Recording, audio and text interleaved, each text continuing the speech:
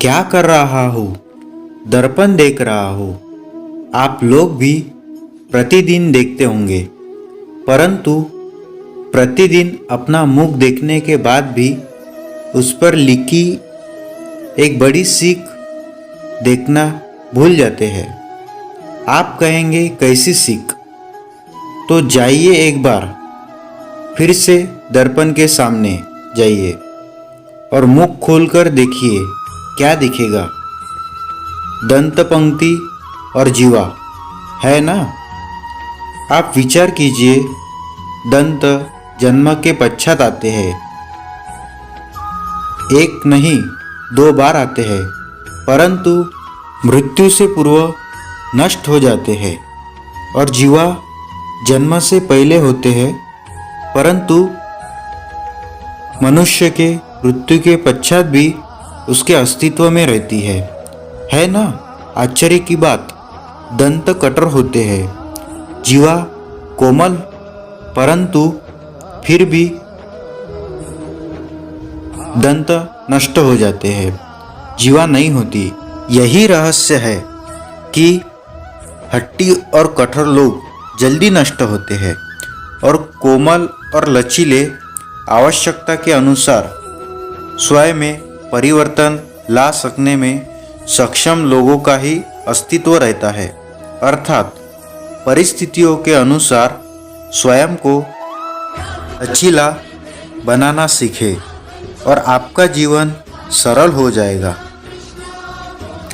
संबंध एक सहारा होता है जीवन का, और संबंधी वो होते हैं जिनसे आवश्यकता पड़ने पर सहायता मांगी जा सके, जिन पे विश्वास किया जा सके कि बुरे समय में वो हमारे काम आएंगे।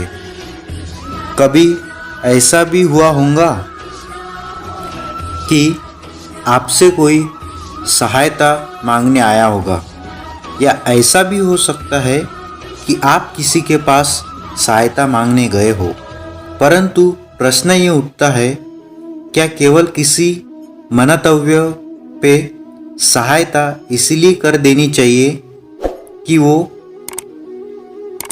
क्योंकि आपका संबंधी है? अब आप कहेंगे कि ये कैसा प्रश्न है हुआ। तनिक सोचिए, एक अस्त्र बनाने वाला जब अस्त्र बनाता है तो यह अस्त्र किसको देना है? उसका अधिकार उसके पास होता है। वो चाहे यह अस्त्र किसी को भी दे सकता है, एक सैनिक को भी दे सकता है या एक डाकू को भी, और यही अस्त्र 2 भिन्न कार्य कर सकते हैं। यदि डाकू के हाथों में आ गई तो उसका भय दिखाकर वो लोगों को लूटेगा, निरपराधों का रक्त बहाएगा। सहायता करने वालों का भी अवस्था ऐसी ही होती है। इसलिए किसी की सहायता करने से पूर्व ये विचार कर लेना आवश्यक है कि किसे कब और कितनी सहायता देनी चाहिए कि उसका दुरुपयोग ना हो। यदि आपके सहायता से अधर्म होगा तो उसके उत्तरदायी आप ही होंगे। जीवन में कई बार ऐसे अवसर आते हैं कि आप लोगों से मिलने जाते हैं और उनसे कुछ आकांक्षा भी रखते हैं, और कई बार जीवन में ऐसे अवसर भी आते हैं कि लोग आपसे मिलने आते हैं। इसीलिए अतिथियों का सम्मान करने से पूर्व सदा कुछ बातों का स्मरण रखना आवश्यक होता है। यदि कोई आपके पास में आता है तो उसके 3 कारण हो सकते हैं। पहला कारण होता है भाव, दूसरा अभाव और तीसरा प्रभाव। तो जैसा अतिथि उसका वैसा ही संबंध है।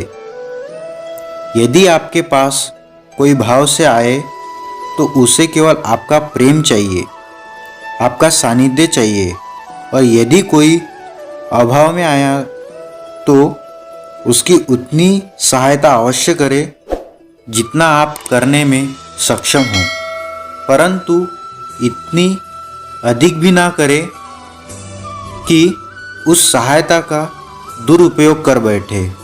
और यदि कोई प्रभाव में आया तो स्वयं पर अभिमान न करें, क्योंकि कभी ना कभी जीवन में आप भी भाव, अभाव और प्रभाव के चक्रव्यूह में फंस सकते हैं। यदि जल को मुट्ठी में कसकर बांधे तो जल कैसे अपना मार्ग बनाकर निकल जाता है। इसी धारा के भांति यही अवस्था हमारे अपनों के साथ भी होती है। अधिकतर हम जिनसे प्रेम करते हैं, हम सदा उन्हें अपने समीप रखना चाहते हैं, स्वयं से दूर नहीं होने देना चाहते, चिंता करते हैं, भय खाते हैं कि कहीं उनके साथ या उनसे कुछ बुरा घटित ना हो जाए। और ऐसे में हमारे अपने ही हमसे दूर हो जाते हैं। एक मुट्ठी में बंद जल के भांति। इसीलिए जिनसे आप प्रेम करते हैं उन्हें स्वतंत्र कर दीजिए, उनके सोच को स्वतंत्र बनने दीजिए, उन्हें अपने मार्ग स्वयं ढूंढने दीजिए, क्योंकि सदा आप उनके साथ सदा मार्ग दिखाने को नहीं रहेंगे।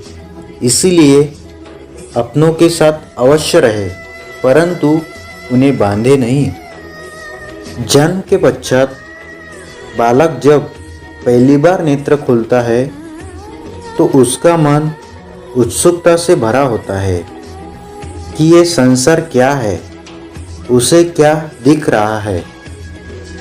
ये उसके जीवन का नया आरंभ होता है।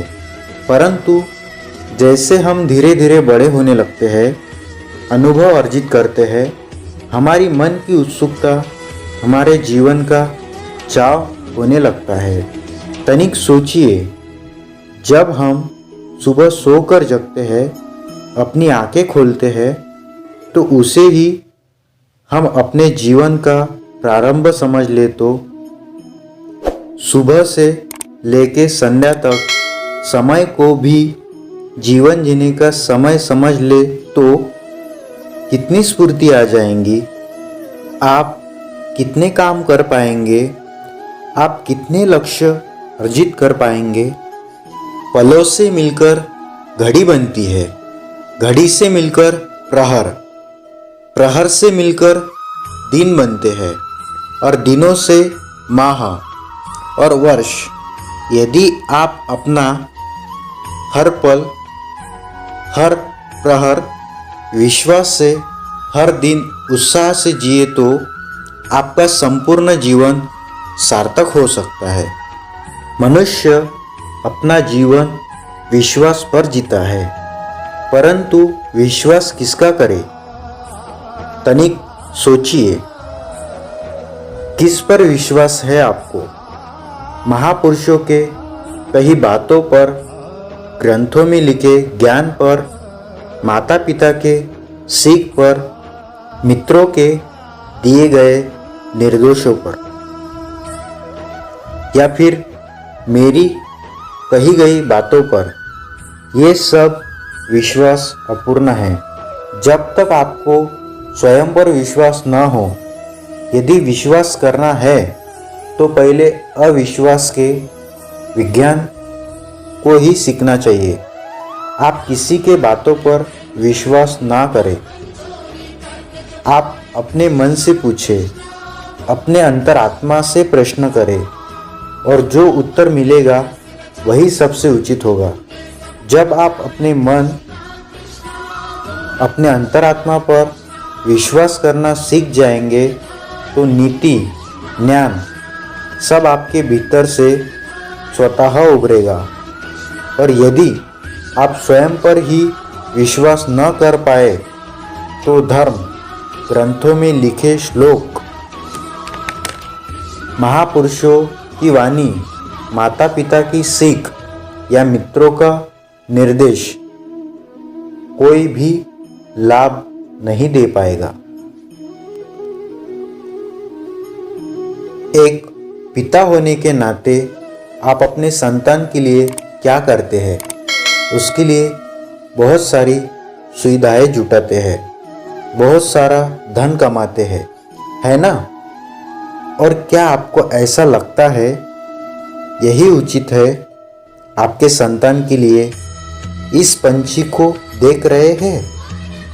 ये भी संतान को जन्म देता है, उन्हें पालता है, पोसता है, उड़ना सिखाता है और भोजन का प्रबंध करना भी सिखाता है, परंतु उनके बड़े होने के बाद उनके लिए अलग से घोंसला नहीं बनाता।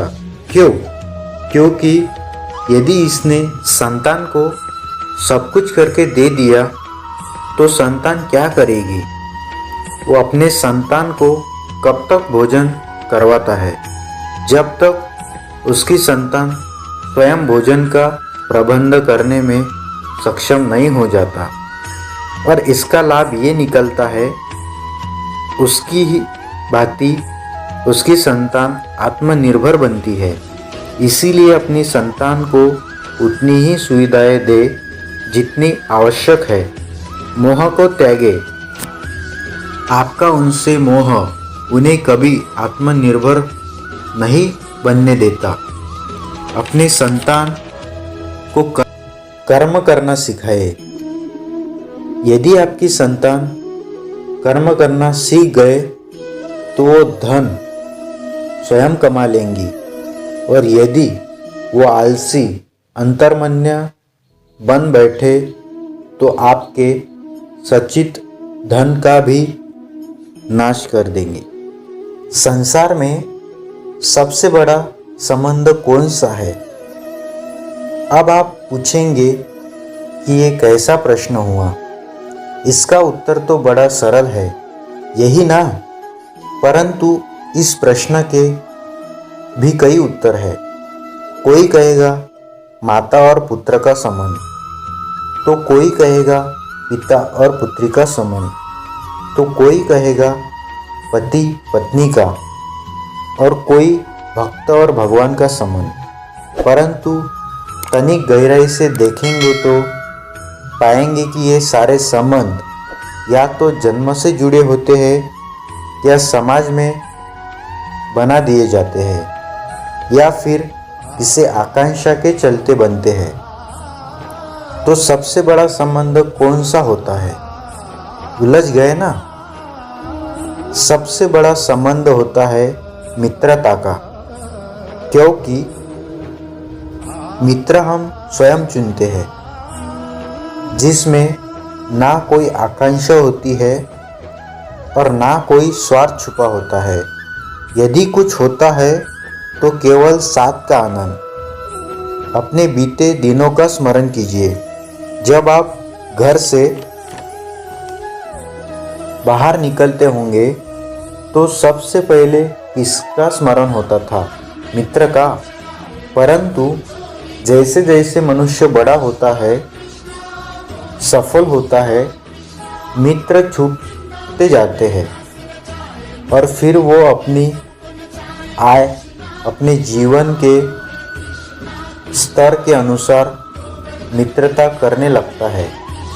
उसके मन में ये विचार आ जाता है कि मित्रता बराबरों वाली से होनी चाहिए।